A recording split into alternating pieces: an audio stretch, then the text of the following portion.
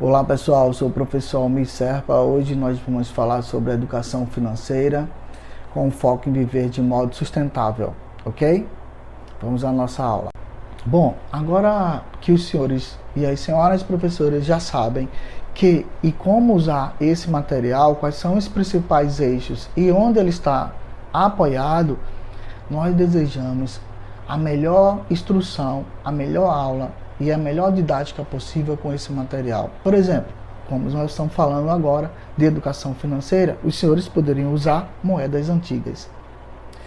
Professor, professora, a moeda traz muita coisa interessante. Ela tem uma história.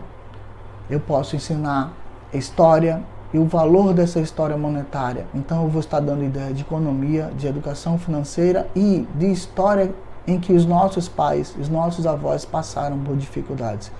Isso é sociologia aplicada. A gente precisa lembrar a criançada, aos jovens e adultos, o quanto é importante trabalhar com o dinheiro, ok? Então eu tenho aqui uma moeda de 1 cruzeiro, em que nessa fase nós tínhamos uma inflação absurda, professor. O aluno não sabe ainda o que é inflação? Ensine. Isso faz parte da educação financeira.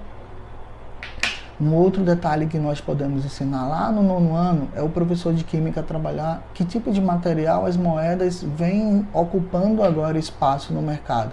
E a mudança desse material a cada ano e a cada mudança de moeda que a gente tem. Então se liga aí que não é só matemática. Nós precisamos do apoio de demais professores. História, português, sociologia, filosofia, o ensino de ciências é importantíssimo para agregar valor.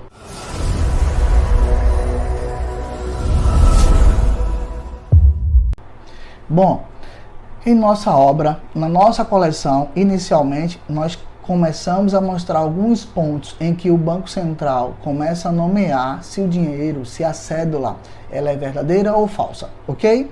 Mas se nós levávamos para a sala de aula uma nota antiga, da minha época, 200 cruzeiros, nós vamos perceber que mudaram-se algumas coisas na cédula e outras para melhores.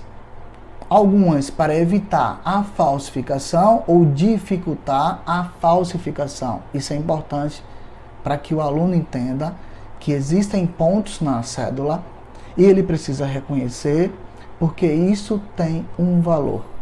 Um outro detalhe é o tamanho e as imagens que elas constam. Essa é antiga. Contudo, toda a nossa cédula tem a representação feminina.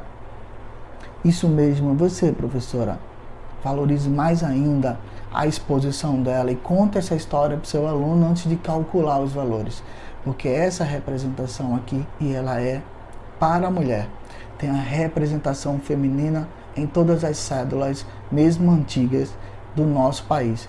Você está sendo muito bem representada aqui, professora. Você aluna, você mulher brasileira.